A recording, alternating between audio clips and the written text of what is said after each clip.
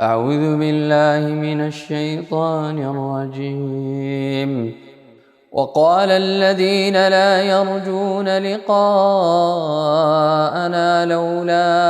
أنزل علينا الملائكة أو نرى ربنا لقد استكبروا في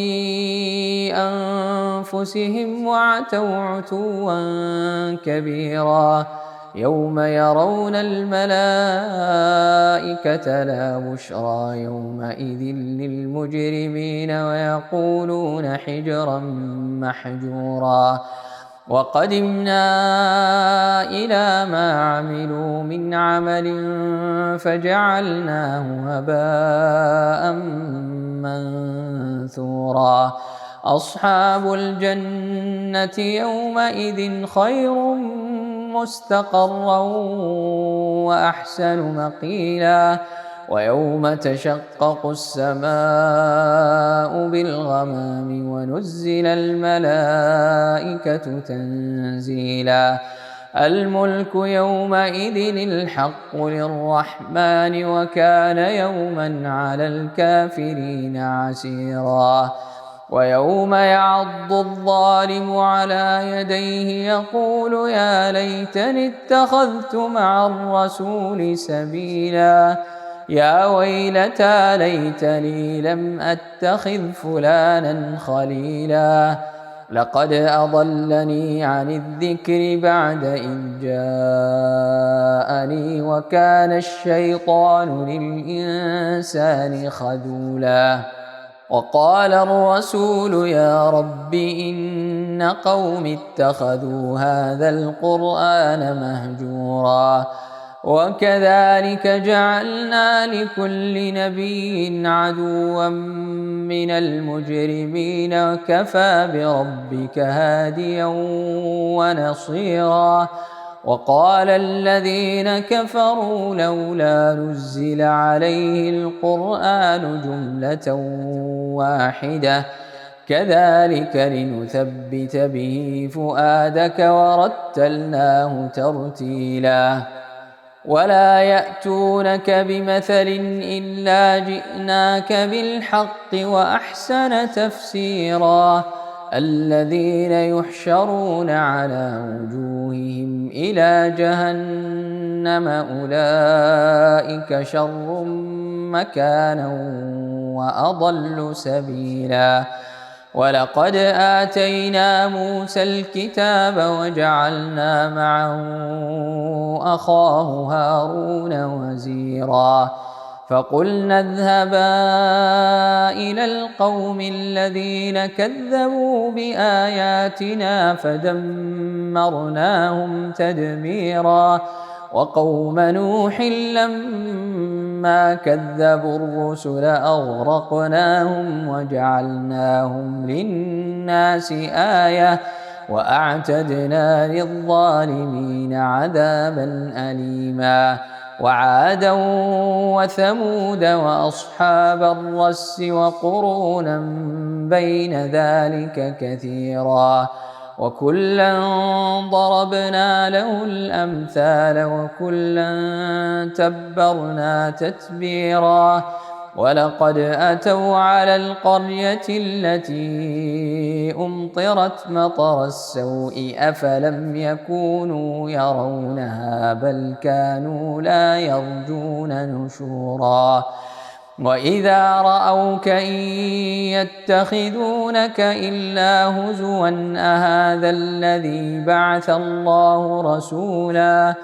إن كاد ليضلنا عن آلهتنا لولا أن صبرنا عليها. وسوف يعلمون حين يرون العذاب من أضل سبيلا. أرأيت من اتخذ إلهه هواه أفأنت تكون عليه وكيلا. أم تحسب أن أكثرهم يسمعون أو يعقلون إن هم إلا كالأنعام بل هم أضل سبيلا. ألم تر إلى ربك كيف مد الظل ولو شاء لجعله ساكنا ثم جعلنا الشمس عليه دليلا ثم قبضناه إلينا قبضا يسيرا وهو الذي جعل لكم الليل لباسا والنوم سباتا وجعل النهار نشورا وهو الذي أرسل الرياح بشرا بين يدي رحمته وأنزلنا من السماء ماء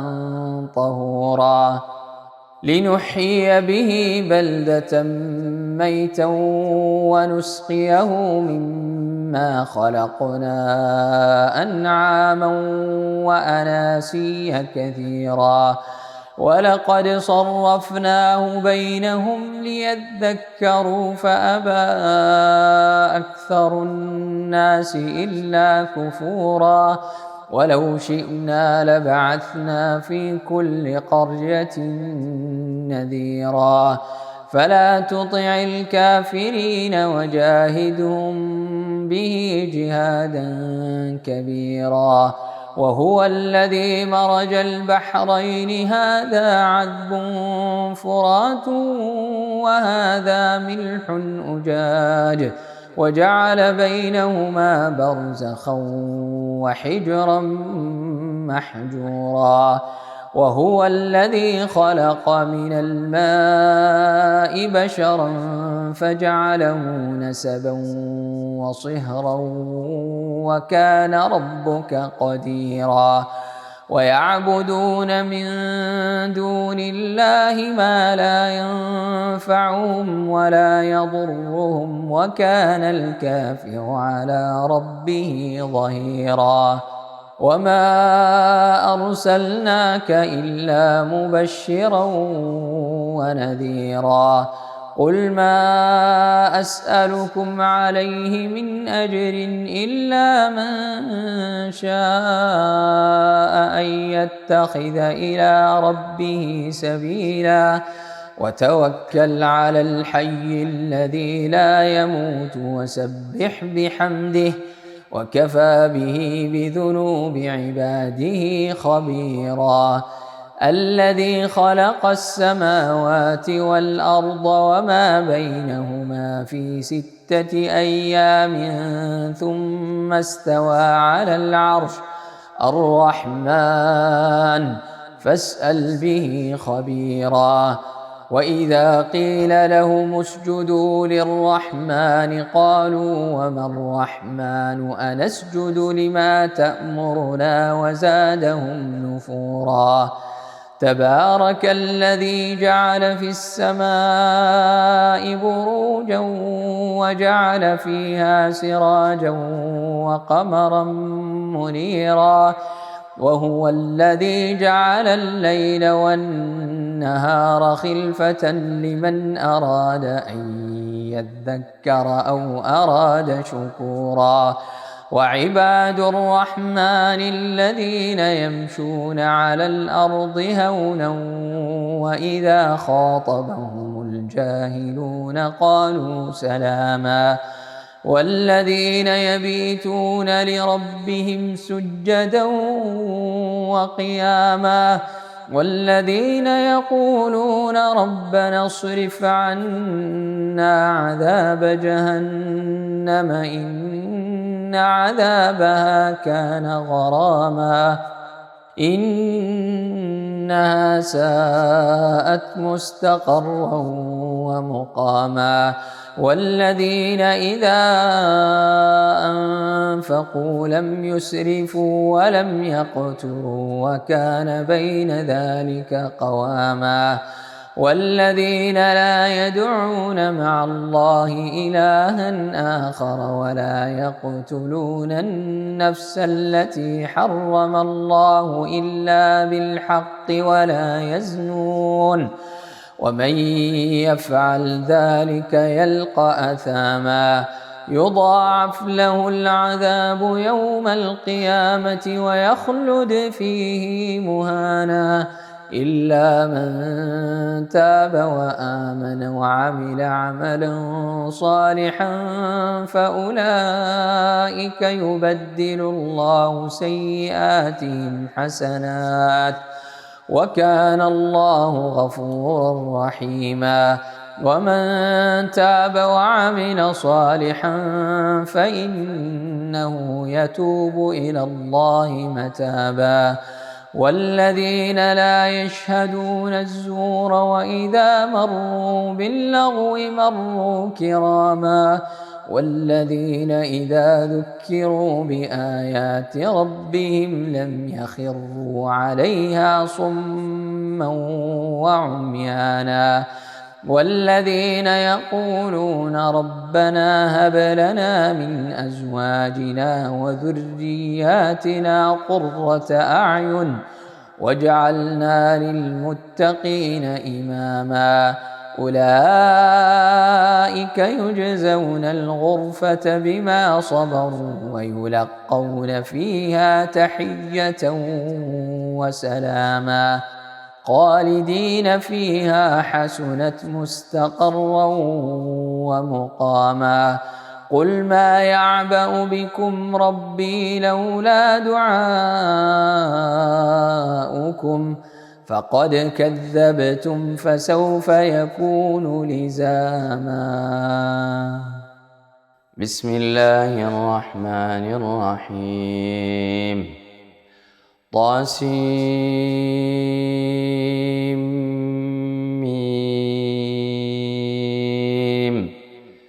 تلك آيات الكتاب المبين لعلك باخع نفسك ألا يكونوا مؤمنين إن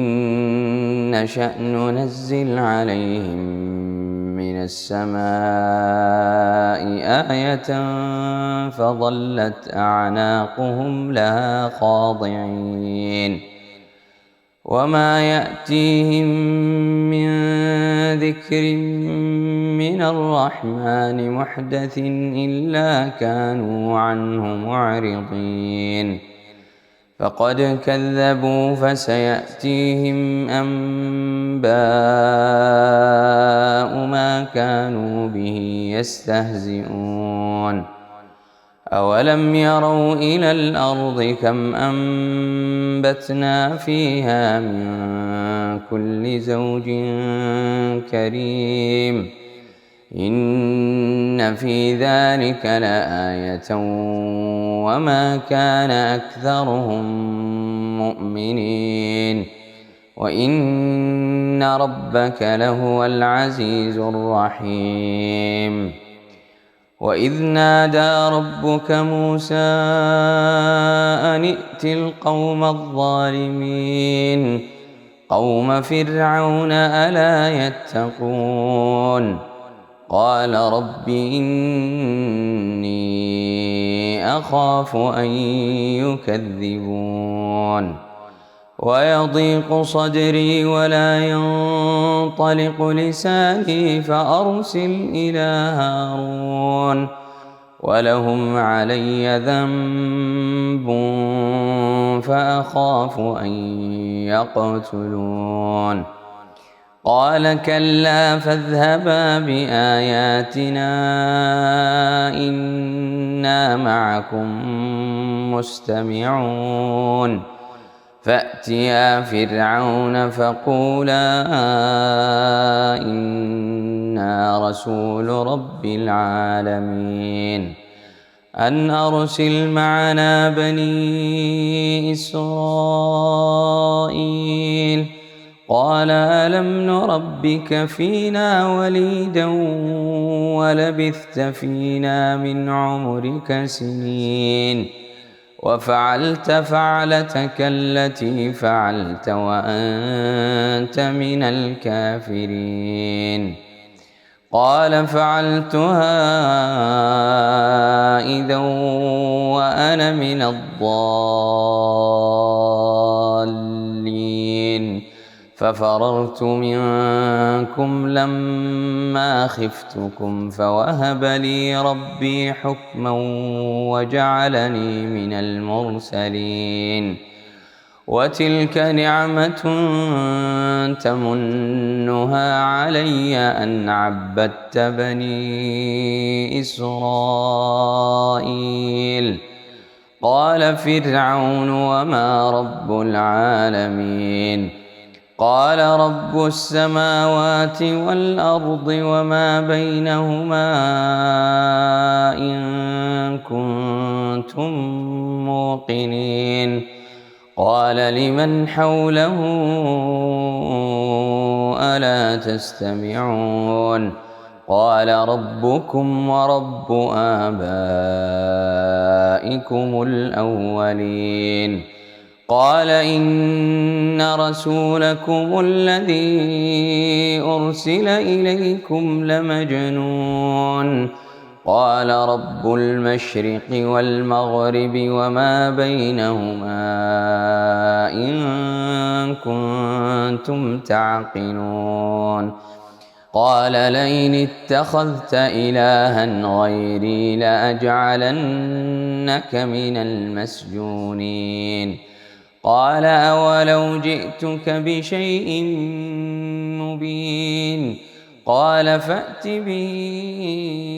إن كنت من الصادقين فألقى عصاه فإذا هي ثعبان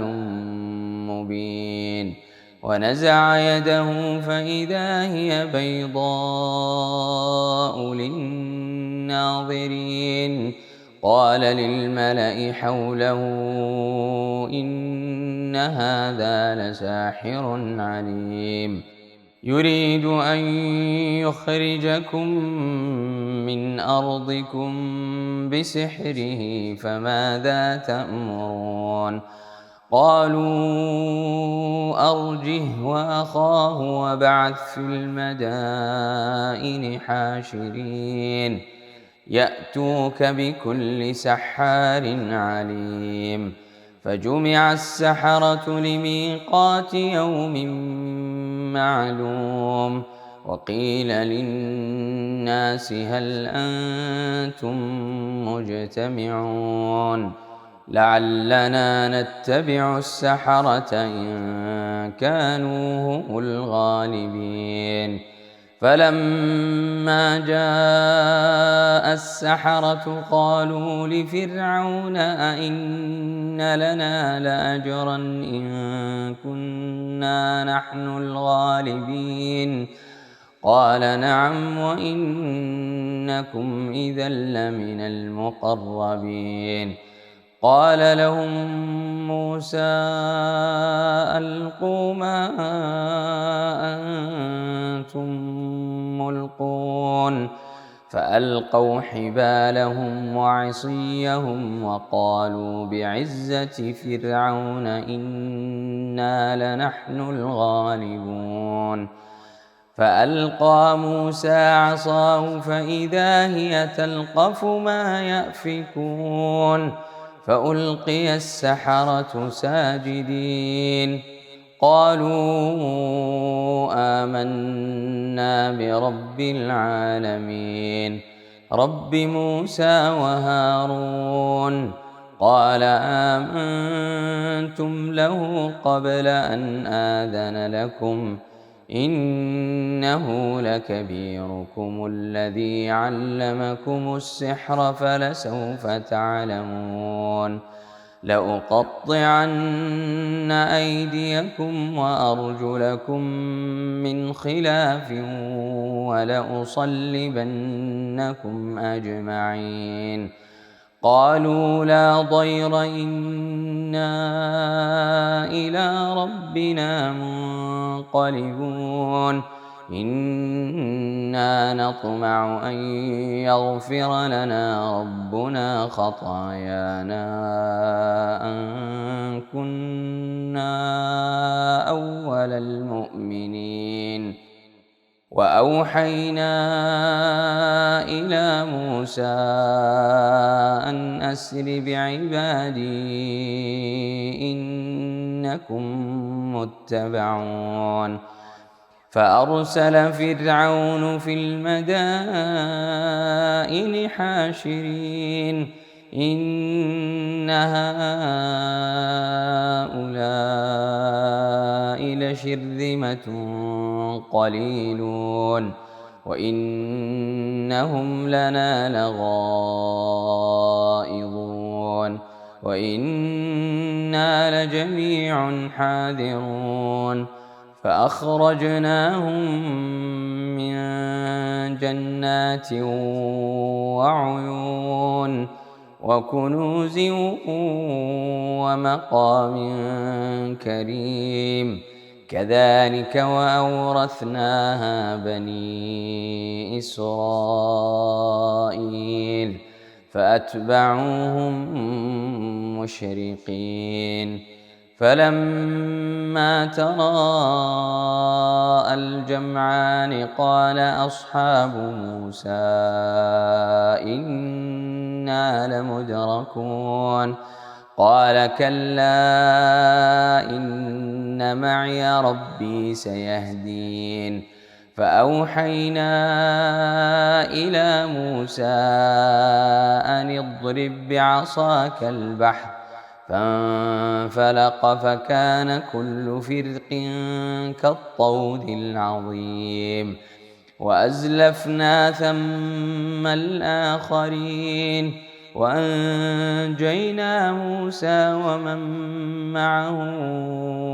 أجمعين ثم أغرقنا الآخرين إن في ذلك لآية وما كان أكثرهم مؤمنين وإن ربك لهو العزيز الرحيم واتل عليهم نبأ إبراهيم إذ قال لأبيه وقومه ما تعبدون قالوا نعبد أصناما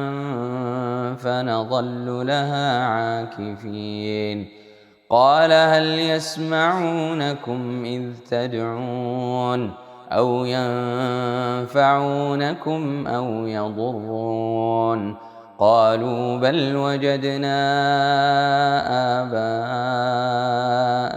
كذلك يفعلون قال أفرأيتم ما كنتم تعبدون أنتم وآباؤكم الأقدمون فإنهم عدو لي إلا رب العالمين الذي خلقني فهو يهدين والذي هو يطعمني ويسقين وإذا مرضت فهو يشفين والذي يميتني ثم يحيين والذي أطمع أن يغفر لي خطيئتي يوم الدين رب هب لي حكما وألحقني بالصالحين واجعل لي لسان صدق في الآخرين واجعلني من ورثة جنة النعيم واغفر لأبي إنه كان من الضالين ولا تخزني يوم يبعثون يوم لا ينفع مال ولا بنون إلا من أتى الله بقلب سليم وأزلفت الجنة للمتقين وبرزت الجحيم للغاوين وقيل لهم أين ما كنتم تعبدون من دون الله هل ينصرونكم أو ينتصرون فكبكبوا فيها هم والغاوون وجنود إبليس أجمعون قالوا وهم فيها يختصمون تالله إن كنا لفي ضلال مبين إذ نسويكم برب العالمين وما أضلنا إلا المجرمون فما لنا من شافعين ولا صديق حميم فلو أن لنا كرة فنكون من المؤمنين إن في ذلك لآية وما كان أكثرهم مؤمنين وإن ربك لهو العزيز الرحيم كذبت قوم نوح المرسلين إذ قال لهم أخوهم نوح ألا تتقون إني لكم رسول أمين فاتقوا الله وأطيعون وما أسألكم عليه من أجر إن أجري إلا على رب العالمين فاتقوا الله وأطيعون قالوا أنؤمن لك واتبعك الأرذلون قال وما علمي بما كانوا يعملون إن حسابهم إلا على ربي لو تشعرون وما أنا بطارد المؤمنين إن أنا إلا نذير مبين قالوا لئن لم تنته يا نوح لتكونن من المرجومين قال رب إن قومي كذبون فافتح بيني وبينهم فتحا ونجني ومن معي من المؤمنين فأنجيناه ومن معه في الفلك المشحون ثم أغرقنا بعد الباقين إن في ذلك لآية وما كان أكثرهم مؤمنين وإن ربك لهو العزيز الرحيم كذبت عاد المرسلين إذ قال لهم أخوهم هود ألا تتقون إني لكم رسول أمين فاتقوا الله وأطيعون وما أسألكم عليه من أجر إن أجري إلا على رب العالمين أتبنون بكل ريع آية تعبثون وتتخذون مصانع لعلكم تخلدون وإذا بطشتم جبارين فاتقوا الله وأطيعون واتقوا الذي أمدكم بما تعلمون أمدكم بأنعام وبنين وجنات وعيون إني أخاف عليكم عذاب يوم عظيم قالوا سواء علينا أوعظت أم لم تكن من الواعظين إن هذا إلا خلق الأولين وما نحن بمعذبين فكذبوه فأهلكناهم إن في ذلك لآية وما كان أكثرهم مؤمنين وإن ربك لهو العزيز الرحيم كذبت ثمود المرسلين إذ قال لهم أخوهم صالح ألا تتقون إني لكم رسول أمين فاتقوا الله وأطيعون وما أسألكم عليه من أجر إن أجري إلا على رب العالمين أتتركون فيما هاهنا آمنين في جنات وعيون وزروع ونخل طلعها هضيم وتنحتون من الجبال بيوتا فارهين فاتقوا الله وأطيعون ولا تطيعوا أمر المسرفين الذين يفسدون في الأرض ولا يصلحون قالوا إنما أنت من المسحرين ما أنت إلا بشر مثلنا فأت بآية إن كنت من الصادقين ما أنت إلا بشر مثلنا فأت بآية إن كنت من الصادقين قال هذه ناقة لها شرب ولكم شرب يوم معلوم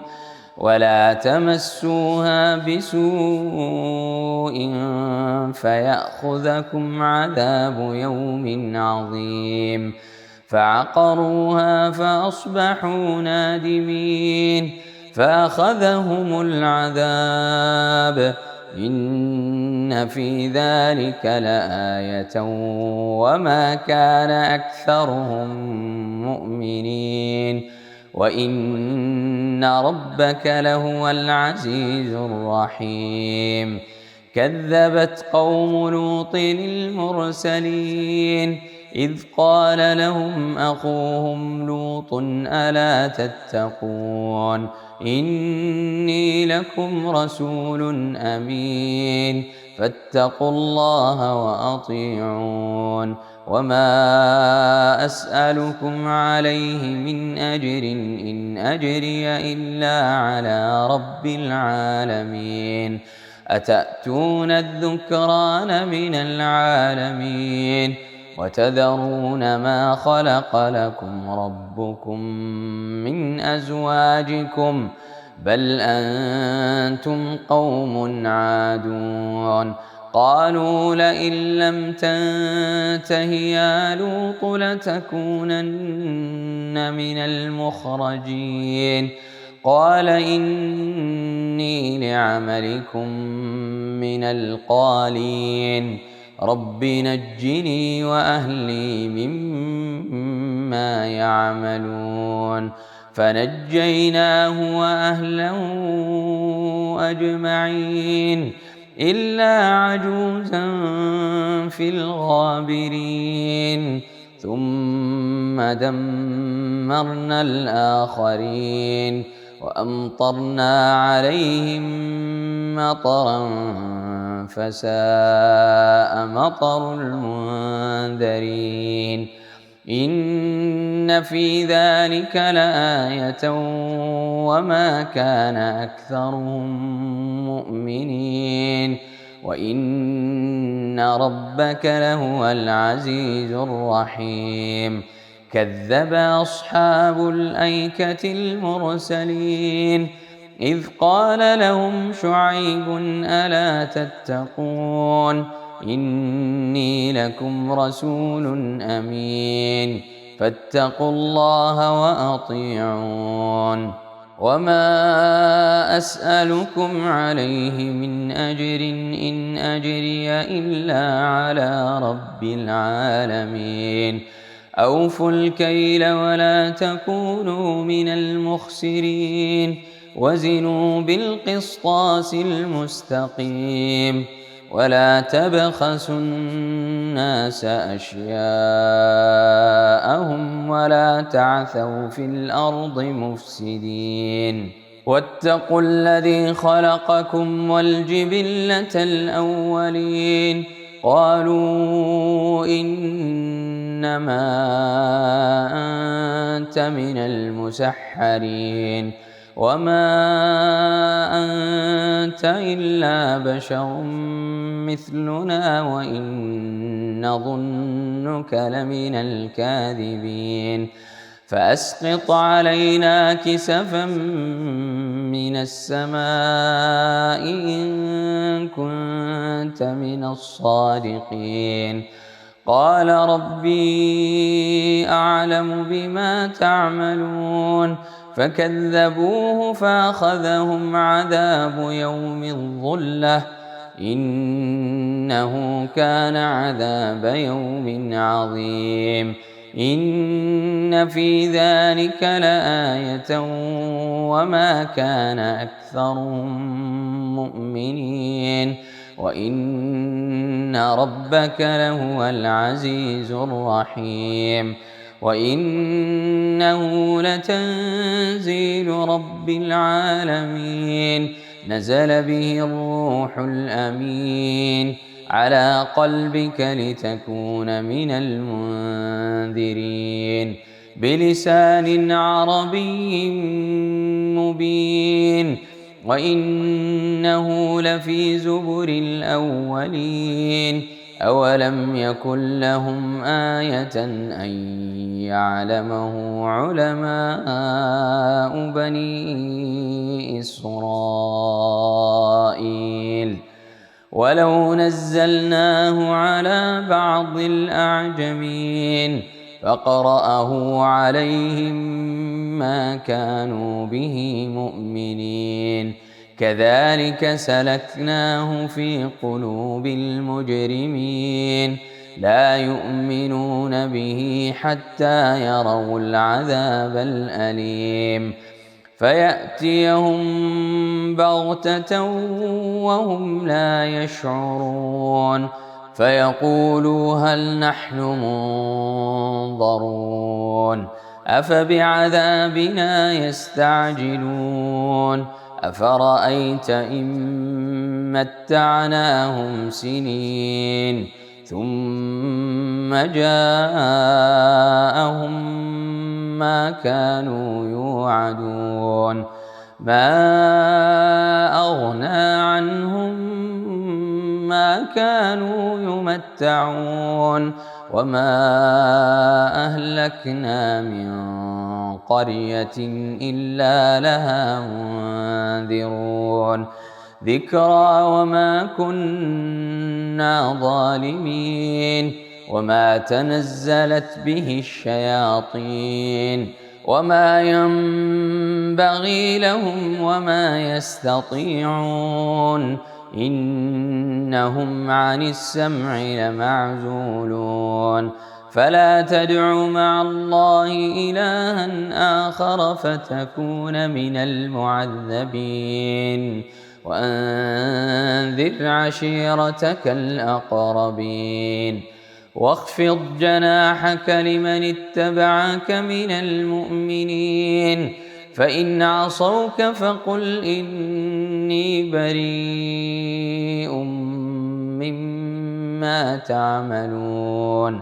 وتوكل على العزيز الرحيم الذي يراك حين تقوم وتقلبك في الساجدين إنه هو السميع العليم هل أنبئكم على من تنزل الشياطين تنزل على كل أفاك أثيم يلقون السمع وأكثرهم كاذبون والشعراء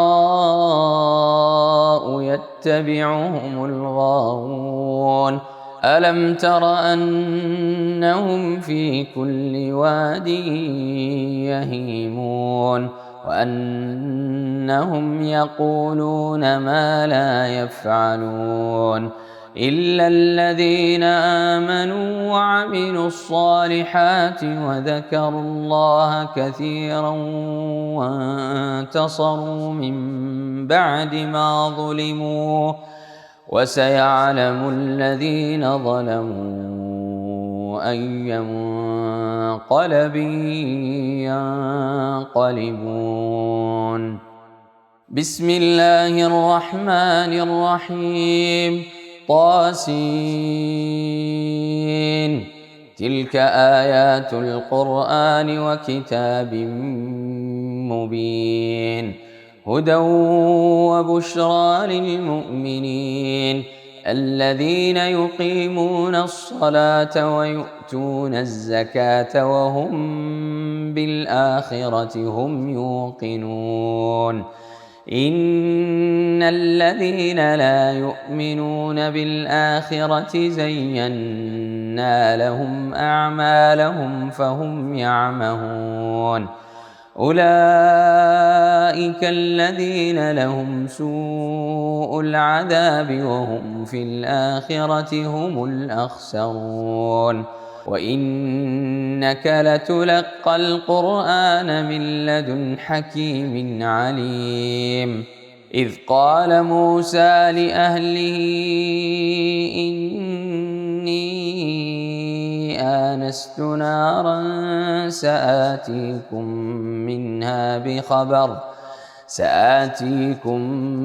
منها بخبر أو آتيكم بشهاب قبس لعلكم تصطلون. فلما جاءها نودي أن بورك من في النار ومن حولها وسبحان الله رب العالمين. يا موسى إنه أنا الله العزيز الحكيم وألق عصاك. فلما رآها تهتز كأنها جان ولا مدبرا ولم يعقب. يا موسى لا تخف إني لا يخاف لدي المرسلون. إلا من ظلم ثم بدل حسنا بعد سوء فإني غفور رحيم. وأدخل يدك في جيبك تخرج بيضاء من غير سوء في 9 آيات إلى فرعون وقومه إنهم كانوا قوما فاسقين. فلما جاءتهم آياتنا مبصرة قالوا هذا سحر مبين. وجحدوا بها واستيقنتها أنفسهم ظلما وعلوا فانظر كيف كان عاقبة المفسدين. ولقد آتينا داود وسليمان علما وقال الحمد لله الذي فضلنا على كثير من عباده المؤمنين. وورث سليمان داود وقال يا أيها الناس علمنا منطق الطير وأوتينا من كل شيء إن هذا لهو الفضل المبين. وحشر لسليمان جنوده من الجن والإنس والطير فهم يوزعون. حتى إذا أتوا على واد النمل قالت نملة يا أيها النمل ادخلوا مساكنكم لا يحطمنكم سليمان وجنوده وهم لا يشعرون فتبسم ضاحكا من قولها وقال رب أوزعني أن أشكر نعمتك التي أنعمت علي وعلى والدي وأن أعمل صالحا ترضاه وأدخلني برحمتك في عبادك الصالحين. وتفقد الطير فقال ما لي لا أرى الهدهد أم كان من الغائبين لأعذبنه عذابا شديدا أو لأذبحنه أو ليأتيني بسلطان مبين. فمكث غير بعيد فقال أحطت بما لم تحط به وجئتك من سبأ بنبأ يقين إني وجدت امرأة تملكهم وأوتيت من كل شيء ولها عرش عظيم وجدتها وقومها يسجدون للشمس من دون الله وزين لهم الشيطان أعمالهم فصدهم عن السبيل فهم لا يهتدون ألا يسجدوا لله الذي يخرج الخبأ في السماوات والأرض ويعلم ما تخفون وما تعلنون الله لا إله إلا هو رب العرش العظيم. قال سننظر أصدقت أم كنت من الكاذبين اذهب بكتابي هذا فألقه إليهم ثم تول عنهم فانظر ماذا يرجعون. قالت يا أيها الملأ إني ألقي إلي كتاب كريم إنه من سليمان وإنه بسم الله الرحمن الرحيم ألا تعلوا علي وأتوني مسلمين. قالت يا أيها الملأ أفتوني في أمري ما كنت قاطعة أمرا حتى تشهدون. قالوا نحن أولو قوة وأولو بأس شديد والأمر إليك فانظري ماذا تأمرين.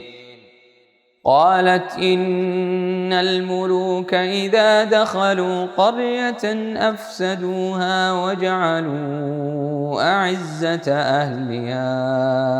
أذلة وكذلك يفعلون وإني مرسلة إليهم بهدية فناظرة بما يرجع المرسلون. فلما جاء سليمان قال أتمدونني بمال فما آتاني الله خير مما آتاكم بل أنتم بهديتكم تفرحون. ارجع إليهم فلنأتينهم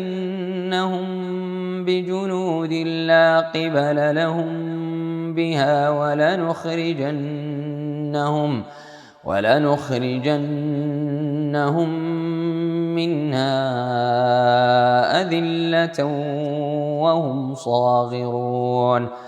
قال يا أيها الملأ أيكم يأتيني بعرشها قبل أن يأتوني مسلمين. قال عفريت من الجن أنا آتيك به قبل أن تقوم من مقامك وإني عليه لقوي أمين. قال الذي عنده علم من الكتاب أنا آتيك به قبل أن يرتد إليك طرفك فلما رآه مستقرا عنده قال هذا من فضل ربي ليبلوني أأشكر أم أكفر ومن شكر فإنما يشكر لنفسه ومن كفر فإن ربي غني كريم. قال نكروا لها عرشها ننظر أتهتدي أم تكون من الذين لا يهتدون. فلما جاءت قيل أهكذا عرشك قالت كأنه هو وأوتينا العلم من قبلها وكنا مسلمين. وصدها ما كانت تعبد من دون الله إنها كانت من قوم كافرين. قيل لها ادخل الصرح فلما رأته حسبته لجة وكشفت عن ساقيها قال إنه صرح ممرد من قوارير. قالت رب إني ظلمت نفسي وأسلمت مع سليمان لله رب العالمين. ولقد أرسلنا إلى ثمود أخاهم صالحا أن اعبدوا الله فإذا هم فريقان يختصمون. قال يا قوم لم تستعجلون بالسيئة قبل الحسنة لولا تستغفرون الله لعلكم ترحمون. قالوا اطيرنا بك وبمن معك قال طائركم عند الله بل أنتم قوم تفتنون. وكان في المدينة 9 رهط يفسدون في الأرض ولا يصلحون. قالوا تقاسموا بالله لنبيتنه وأهله ثم لنقولن لوليه ما شهدنا مهلك أهله وإنا لصادقون. ومكروا مكرا ومكرنا مكرا وهم لا يشعرون. فانظر كيف كان عاقبة مكرهم أنا